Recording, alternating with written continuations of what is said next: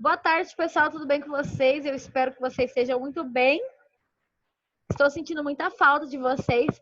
Felizmente, a maioria de vocês não estavam, né, no dia que a gente teve o nosso encontro presencial lá. A gente acabou vendo poucos de vocês, mas é muito bom encontrar com vocês hoje. Estou lendo aqui as anotações que eu tenho que falar com vocês hoje. Na aula passada, me fizeram a seguinte pergunta: que diferença a diversidade da natureza do nosso planeta faz da minha vida? Que diferença faz para mim? Na verdade, a gente está estudando isso desde o ano passado em filosofia, certo? E em geografia. Falando sobre os conceitos de que, gente, para você viver, no mínimo, você precisa de água e comida e ar. As coisas básicas que já vêm da natureza. Além de, nós vivemos em um ecossistema, a gente também já falou disso. Se esse ecossistema, se um predador morre e o outro animal não tem mais predador, o ecossistema fica desequilibrado. Existe uma cadeia alimentar, todo um sistema que um depende do outro. A gente depende muito mais do meio ambiente do que do meio ambiente da gente. No momento em que a gente acabar com o meio ambiente, também acaba com a vida no planeta. Em compensação, se não existir ninguém no planeta de ser humano, o planeta vive aí muito tempo com a natureza sozinha, tá? Às vezes a gente acha que a gente é incrível. Só Deus acha isso. Assim, como pessoas, a natureza é diferente. A nossa função na natureza. Em compensação, tudo que você tiver aí onde você vai estar, no meu quarto, por exemplo, eu trabalho no meu quarto, né, agora. O meu computador, existem plástico, ferro, matérias-primas que veio inicialmente da natureza. O headphone aqui, ele é um acrílico, também são produtos que vêm da natureza. O caderno que está na minha mesa, o livro que está na minha mesa, os livros, né? São folhas que de início foram celulose que vieram da natureza. Nada vem do nada. Na natureza, nada se cria, tudo se transforma. Então, tudo que a gente tem vem de alguma coisa inicialmente na natureza. Não dá para falar que a gente vive sem alguma coisa que a gente tem aí no momento em que você está no seu quarto, na sua sala, etc. Em algum momento, aquilo ali teve uma matéria-prima que veio da natureza. E se a gente não cuidar, isso tudo vai acabar. Então, é fundamental que a gente cuide do meio natural. O nosso bioma, por exemplo, né, a nossa vida selvagem aqui, tanto do Cerrado quanto do Pantanal. São biomas que são muito característicos aqui, principalmente o Pantanal, né, que só existe aqui. A fauna e a flora desses dois, a fauna e a flora do Pantanal não existe em outro lugar. Podem até existir vegetações parecidas, mas não existem os animais. Por exemplo, quando a gente estudou a savana, né? Ano passado que a gente estudou todas as questões das vegetações mundiais, das zonas climáticas, a gente estudou isso, né, no passado em geografia. A gente estudou a savana e a gente falou que o cerrado tem uma característica muito parecida em vegetação com a savana, né? Também não é uma vegetação muito verde, ela é um pouco mais seca, quase amarelada, né? A chuva aqui não é frequente, então as próprias plantas estão preparadas para isso. Mas se você observar, os animais não são os mesmos. A gente tem a anta, a ema, vários animais, a onça, que tem aqui que não tem lá, e vice-versa. Eles têm vários animais que nós não temos. Então, a preservação desse ecossistema, desse ambiente de cuidado, né, com os animais, preserva outras áreas também. Porque se não existe mais o predador, um animal ali vai ter superpovoamento, superpovoação, né? E aí não é bom para ninguém. Por exemplo, não sei se vocês já ouviram falar. Alguém aí, eu nunca vi, tá? Eu não sei como é que é, mas eu vi alguns documentários depois. Sabe o que é a série Narcos? Alguém conhece a série? Não precisa ter assistido, mas já deve ter ouvido falar, pelo menos. Na série Narcos, mostra a história lá do Pablo Escobar, né? que é um carinha que foi um narcotraficante colombiano, se não me engano, tenho certeza, como eu disse, eu não vi a série. Mas conta-se que na casa dele ele criou um zoológico, gente. Dentre esses zoológicos, ele trouxe para cá, né, para a região ali da Colômbia, hipopótamos, vários animais que não são naturais aqui. Quando ele morreu, era um casal desses animais e ficaram lá sem ninguém cuidando. O que acontece é que os animais se proliferaram, reproduziram, né? Tiveram filhotes e que tiveram mais filhotes. Hoje em dia, eles têm uma baita problema, porque não é um animal natural, não tem predador natural e não tem nem isso virou um problema de saúde pública. Os hipopótamos do Pablo Escobar. Vê se pode a situação. Uma outra coisa aqui no Brasil, quando os ingleses vieram, né, na parte da colonização, a gente vai estudar isso um pouco para frente. Quando os ingleses tinham uma ligação muito forte com o Brasil, o europeu no geral, né, eles trouxeram o javali. Naturalmente, nós não temos javali, a gente tem porco do mato, mas a gente não tinha aquele tipo de javali.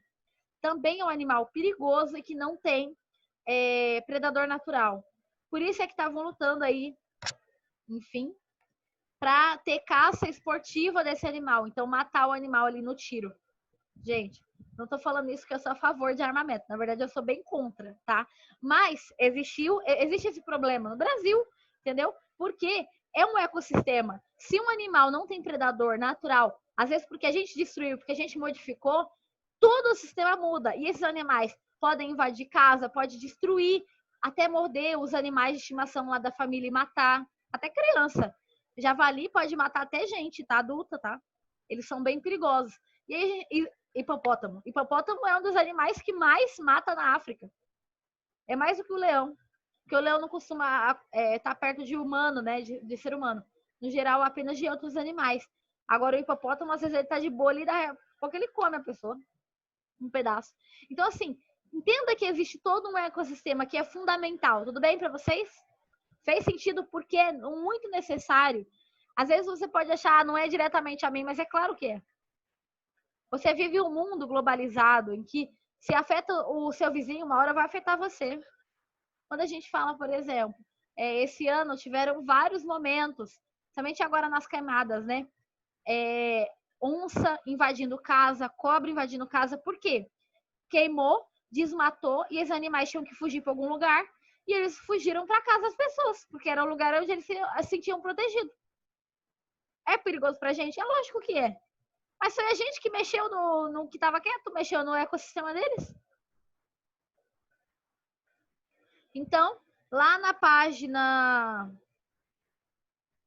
14, né, que é a continuação daquilo que a gente estava estudando, não finalizei, né, a parte. Se alguém quiser ler, fala eu aí no chat, tá? E se alguém tiver alguma dúvida, pode falar aí no chat também. A degradação do cerrado e dos demais biomas do centro-oeste tem como causas dois fatores principais: a expansão do agronegócio e o crescimento acelerado dos centros urbanos. E lembrando que nós vivemos, né, o centro-oeste é um dos maiores de questão do agronegócio, né? Que a gente já estudou isso ano passado, esse ano, mas recapitulando, é todo esse sistema, desde o plantio, né, ou do maquinário para o plantio até a venda de produtos agrícolas, tá? Enfim, pode ser vários tipos. No nosso caso, é soja, milho, gado, mas existem outros. É que o centro-oeste é o principal, né, em produção no Brasil. Nessa região, existem diversas aglomerações urbanas com centenas de milhares de habitantes, como Cuiabá, Campo Grande, Goiânia, Brasília. Embora haja grande adensamento urbano, 41% dos domicílios do Centro-Oeste, em 2013, de acordo com o IBGE, não eram atendidos por rede coletiva de esgoto, né? De coleta de esgoto, aumentando a poluição dos rios. Gente, na nossa cidade, quantos bairros não tem água que vem, sei lá, do Águas Gariroba aqui, né? Eu ia falar da Sabesp lá de São Paulo. Confundi. Que não tem rede de água encanada, não tem rede de esgoto. Por esgoto escorrer ali para um local mais adequado. A maioria das pessoas tem fossa. E vários bairros que a pessoa ainda tem poço artesiano. Então, pega a água de um poço e tem fossa logo próximo. Dificilmente a pessoa vê dor. Professora, Oi. Por que seu áudio está aberto? aqui perto do meu bairro tá fazendo a rede de esgoto agora. Antes era só fossa. Muito comum. Mato Grosso do Sul aqui é muito comum mesmo. E olha que vocês pensam, estamos falando de Campo Grande, que é uma capital, entendeu? Imagina nos interior, como é que não é? Eu mesmo frequentava bastante o bairro do Canguru. Não, do Canguru não, do... Oh, Deus. Como que é o nome? Carioca, né? É uma comunidade mais carente. Gente, ali quase ninguém tinha. As ruas que tinham asfalto era muito. A maioria, a rede não tinha rede de esgoto, era fossa. Aí você pensa, né? A fossa ela tem que ter toda uma vedação específica para não vazar, para não derramar ali os resíduos, né, do esgoto direto no lençol freático, que acontece constantemente. Eu tô até pensando aqui no meu bairro como é que não é, porque eu mudei há pouco tempo e ainda não consegui reparar. Vou ver depois na conta de água, porque na rede de esgoto sai uma taxazinha na conta de água, né? Até porque tem rio aqui próximo. Como é que a pessoa toma banho aqui próximo se tem alguém fazendo necessidade tudo ali e o esgoto caindo direto no rio? É um sistema de poluição, né? Que ainda acaba muito mais rápido nossa água. Pouco de água doce do planeta que a gente já tem, porque é muito mais água salgada do que água doce, né? Depois a gente corrige, né, os exercícios aqui. Na porção da floresta amazônica, no norte do Mato Grosso, também tem sido alvo de impactos do desmatamento, provocado principalmente pelo avanço do cultivo de soja e pela retirada ilegal da madeira na região.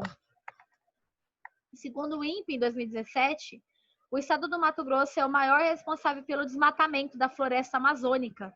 É porque, assim, apesar do Mato Grosso, né, ser aqui próximo, eles têm uma grande área de floresta amazônica e também é o maior responsável por desmatamento. Como eu falei para vocês na aula passada, recentemente saiu vários outdoors lá em Cuiabá.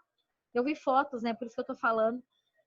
Da pessoa apoiando o desmatamento da floresta da Amazônia Legal. Ou seja, essa Amazônia Legal a gente já estuda bastante quando estuda a Zona Norte, a região norte, mas aqui também tem. Que é essa Amazônia que é protegida por lei para não acabar com esse bioma natural. Mas o que eles querem, né? Esses sistemas do agronegócio? Acabar com essa zona para poder desmatar tudo, vir um pasto ou então região de plantio para o agronegócio. Gente, só acaba com o bioma natural. A floresta amazônica é considerada, né, como praticamente o pulmão do mundo, não por todos os estudiosos, porque existem outras questões ligadas à questão marinha, mas é uma das maiores matas do mundo. Então, produz muito oxigênio para a gente, melhora o ar, né? E aí a gente vai desmatar para quê? Para quem? Até porque a maioria do nosso agronegócio não é para alimento. Apesar do agronegócio crescer todo ano mais e mais, a maioria manda para a indústria para criar ração para animal. Então, somos um país que produz muito alimento, mas que não é para comer. Gente, eu sou necessariamente, abertamente contra o agronegócio? Não é isso que eu estou falando para vocês. Existem agronegócios sustentáveis, mas a gente tem uma mania muito conservadora de se manter desmatando, queimando, estragando o solo e não pensa que existem outras formas. A gente precisa repensar o meio de consumo e de ser responsável mesmo. Sustentabilidade, gente. O que vai ter para a geração dos filhos de vocês se a gente está destruindo tudo agora? Quando eu era pequena, falava que em 2025 provavelmente quase não existiria água limpa, água doce, né, no planeta. E não estamos muito longe disso mesmo, não. Falta 5 anos para esse prazo que os cientistas tinham dado.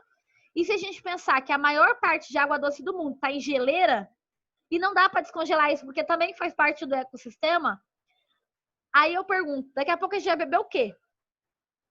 Só água muito bem tratada, que assim, eu não garanto que essa água é tão bem tratada assim, não, essa água que a gente bebe, né? Lembrando que a água do planeta não se reconstrói, né? É a mesma água desde a criação do mundo. Aí você pensa se essa água não está bem limpa.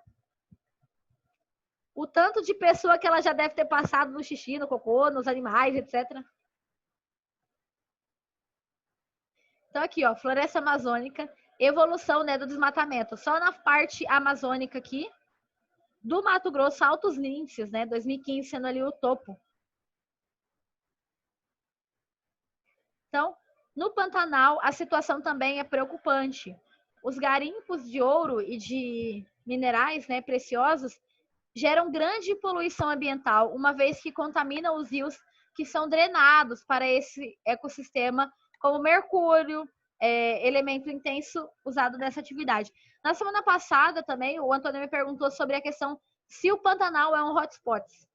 Olha, até recentemente ele não era, mas que aquela questão, né, do é um bioma que tem pouco e é terrivelmente desgastado, né, destruído. Ele não era, mas assim, vou te responder melhor essa pergunta agora que tá passando todo esse período de queimada, tá? Depois a gente volta com isso para ver. Porque desmatou bastante. Desmatou quase 4 milhões de hectares, né, da região do Pantanal. É muito isso aqui. Professor, Ah, é possível transformar a água do mar em água potável? mas é extremamente caro. Não é viável. Mas se, vamos supor, acabar a água potável, aí seria mais fácil transformar, né? Mas aí só vai ter água quem? A pessoa rica, porque o pobre não vai ter acesso. É caro? Ah, obrigado. A maioria, né? A não ser que o governo subsídio, mas como tem muita privatização, o governo não pode se envolver na economia e várias coisas assim, aí é complicado, né? Mas a questão da água é uma questão de bem primordial, né? E a gente não tende a cuidar tanto quanto a gente deveria sobre a água, né? Muitas das usinas de açúcar e álcool, assim como os curtumes e os frigoríficos, costumam direcionar seus redes de esgoto para rios que abastecem o Pantanal. E em São Paulo, por exemplo, aí nós temos a Nestlé, que é uma das que mais acaba com a água de lá. No Mato Grosso do Sul, observa-se também um quadro preocupante de alterações da vegetação na parte alta do entorno da planície pantaneira, onde se localizam as cabeceiras dos rios responsáveis pelo ciclo da cheia e da seca, né? Que isso aqui praticamente acabou agora nesse período de queimada. Existe queimada todo ano? Existe, mas essa foi uma das piores da história. Devido à ocupação, até porque não foi gente suficiente para ajudar a pagar, então, bem complicado. Devido à ocupação e ao uso do solo por atividades agropastoris, né?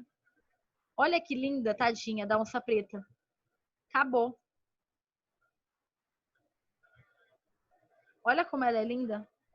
Além disso, a exploração de uma jazida de minério de ferro no maciçó do Urucum, em Corumbá, também tem contribuído para a poluição dos rios, assim como a queda da vegetação nativa destinada à fabricação do carvão utilizado pelas indústrias de metalurgia. Já a caça indiscriminada aumentou o risco de extinção dos animais, como caititu, não sei que animais, capivara, queixada, lontra, ariranha, onça preta, entre outros. Gente, olha só, esse daqui é uma área de exploração. Essa maioria dessas áreas de exploração, a vegetação dificilmente cresce de novo nessa área que foi explorada. Por causa do tanto de componente químico que é necessário para fazer isso.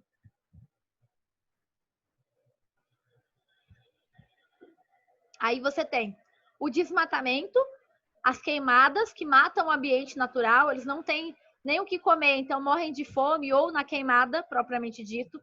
E ainda tem a caça, que é muito. O IBAMA não consegue controlar tudo, ainda mais sem recurso, né? Então, falta recurso para poder controlar a caça indiscriminada. As pessoas, no geral, no interior têm arma, caça mesmo, ainda mais se o animal atacou um animal deles. Muito comum. Tive vários amigos que eram pantaneiros na época do mestrado, e eles sempre contavam se um animal vem e mata um animal do gado deles, por exemplo, uma onça, é muito comum que eles vão lá e matam a onça depois, porque para ela não pegar outros animais.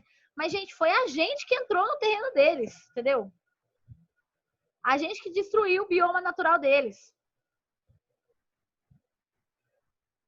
Ó, os hotspots do mundo, né? Cerrado, um dos hotspots mundiais da biodiversidade. Alguns lugares do planeta possuem grande riqueza natural e biodiversidade, mas se encontram em um intenso processo de degradação, requerendo medidas urgentes de conservação, né? Observe no mapa aqui todos os ambientes hotspots. Atualmente são identificados 34 hotspots em todo o mundo, sendo 2 deles brasileiros, o Cerrado e a Mata Atlântica.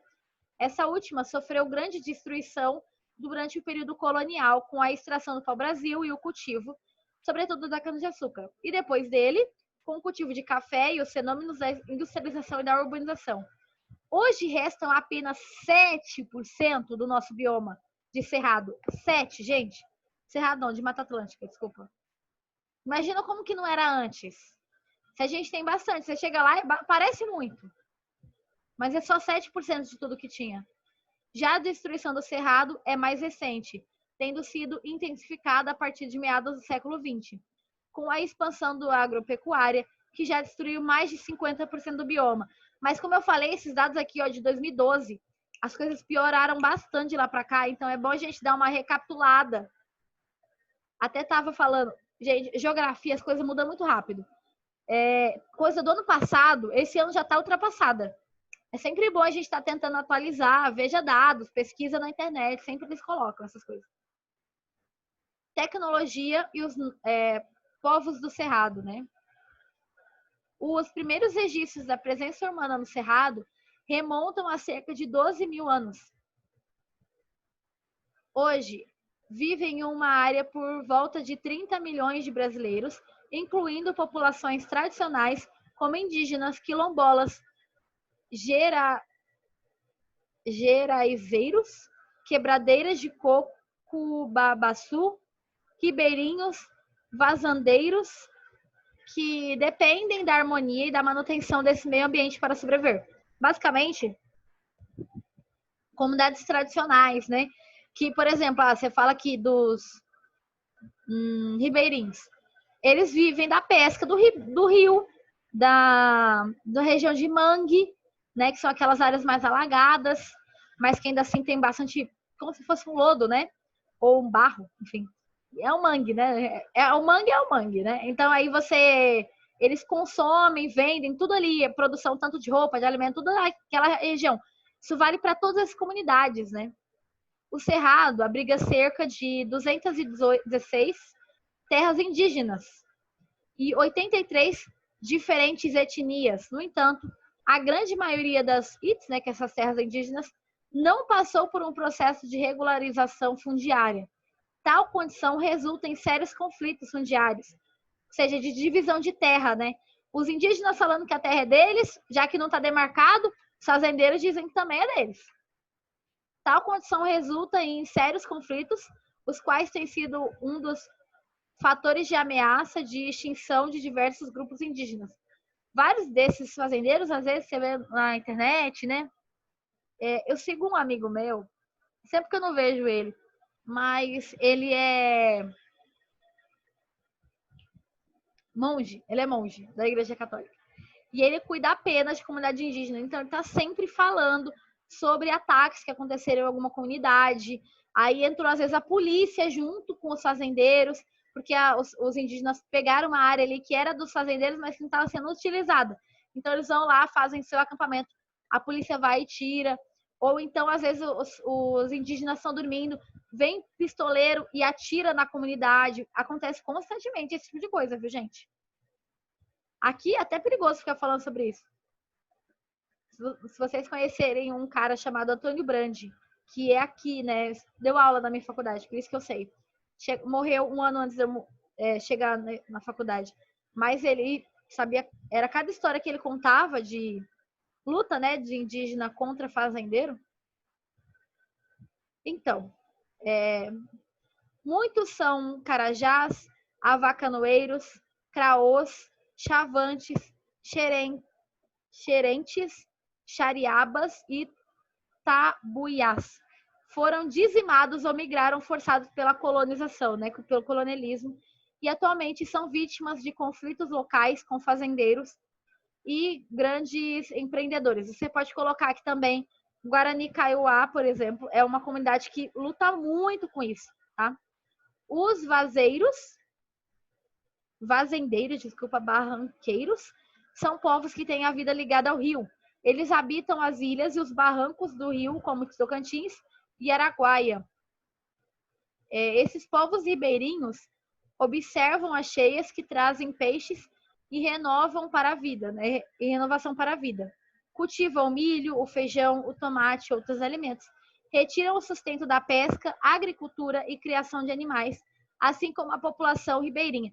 Gente, se vocês tiverem alguma dúvida, pode colocar no chat, tá?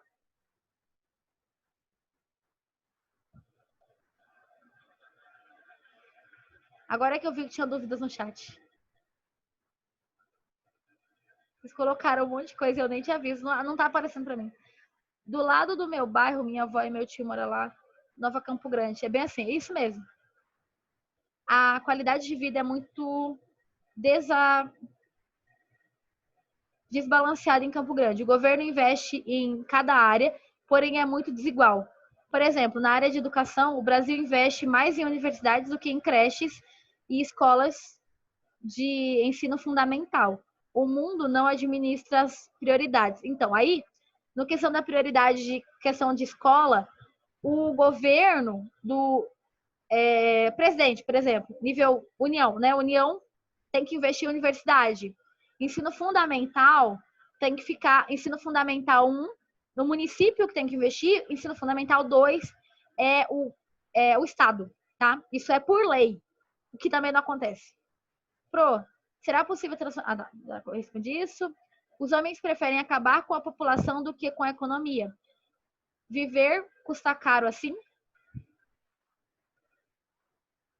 Aí volta para o seu mesmo questionamento. Quais são as prioridades da pessoa? A prioridade é o benefício hoje, o conforto hoje, do que pensar em você no futuro ou nas próximas gerações. As suas próprias gerações. Que uma hora não vai ter mais, porque a prioridade é consumir, ter conforto, etc. agora, sem se preocupar com amanhã. Coloque o nome no chat aí, por favor.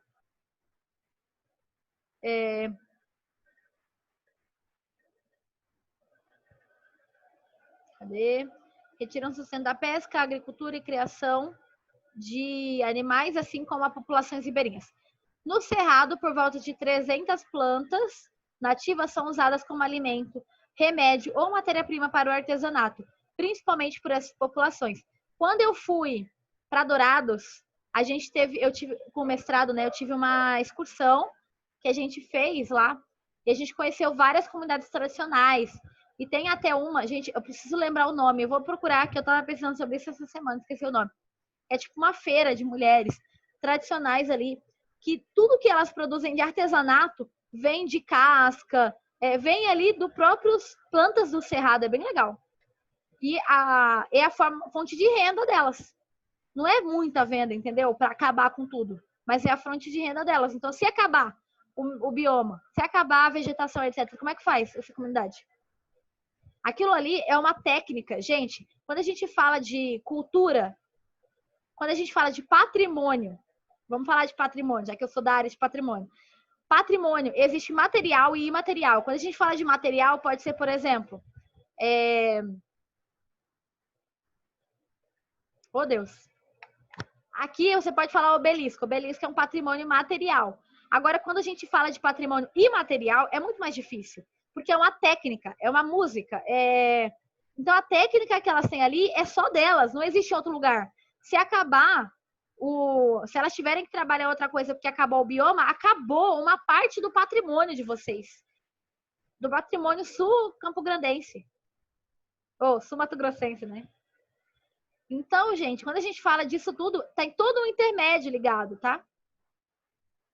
Os remédios modernos surgem dos remédios utilizados, por exemplo, pelos índios antigamente, alguns sim. Vários deles têm propriedades que primeiramente estavam na planta e aí eles extraíram. e depois criaram sinteticamente, tá? A maioria é sintético hoje. Eu uso produto natural. Então, as novas tecnologias da agricultura, somadas às experiências dos povos tradicionais e à sustentabilidade, permitem a comercialização de produtos oriundos do cerrado, como o capim dourado. É com esse produto aqui que elas fazem mesmo. Toda a artesanato delas. Gente, é lindo. Parece que tem ouro no capim. Utilizados na fabricação de cestos e objetos de decoração. A árvore de bacuri, que tem um fruto doce, rico em fósforo e cálcio, usado para fazer suco, geleias, licor, doces, sorvetes, e também suas sementes têm poder medicinal, utilizado como anti-inflamatório e cicatrizante. Olha que legal, gente. Produto da terra. Quem que sabe isso se não for da comunidade local? Era mó legal quando eu via a Delícias do Cerrado, sabe? Que é uma... É patente nossa, né? É daqui. Aí são vários produtos que tem aqui. Não é em outro lugar. Ficaram com alguma dúvida? Coloca aí no chat, por favor. Corrigir só a página 7. Deixa eu ver se é assim. Não vai dar tempo de corrigir outras. Falta só 3 minutinhos. Então, Pantanal, né? Terra das águas. Uma das maiores planícies do mundo não é um pântano, mas uma das maiores planícies do mundo não é um pântano, mas um ecossistema único, pelo tamanho, pela diversidade de suas formas de vida e pelo lugar onde fica. Há pelo menos 30 mil... Eita, tá difícil hoje. Há pelo menos 30 milênios, um mar de água se eleva lentamente, invadindo toda a planície do centro da América do Sul. As dimensões dessa inundação são colossais. Gente, para vocês terem uma ideia, o Mato Grosso do Sul é a área que mais tem Pantanal, tá? O Mato Grosso é pouco menos. Aos poucos, 2/3 desses 150 mil quilômetros quadrados de território ficaram encharcados.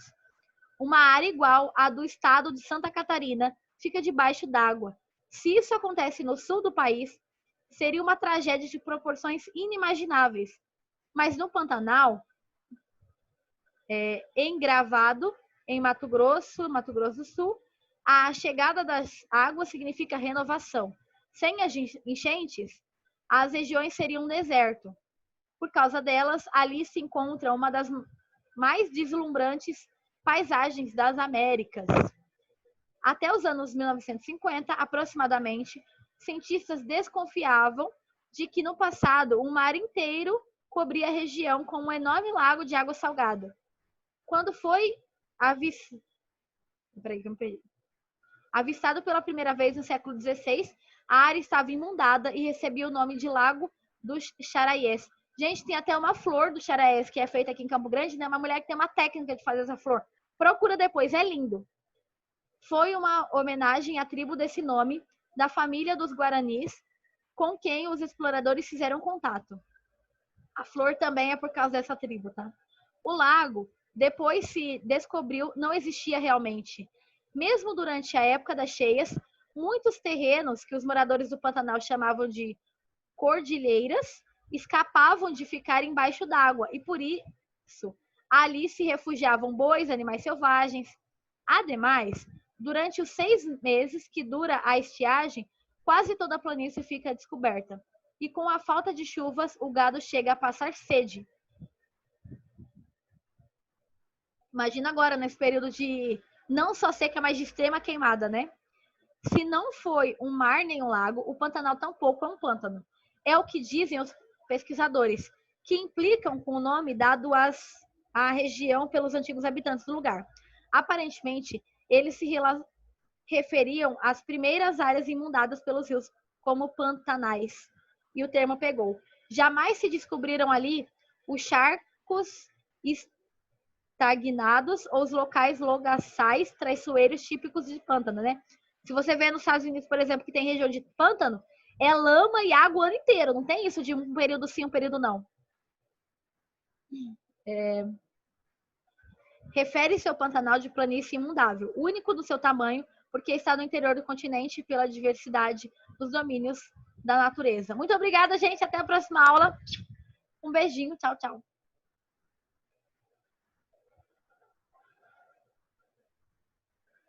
Contribuir para evitar o processo de desertificação.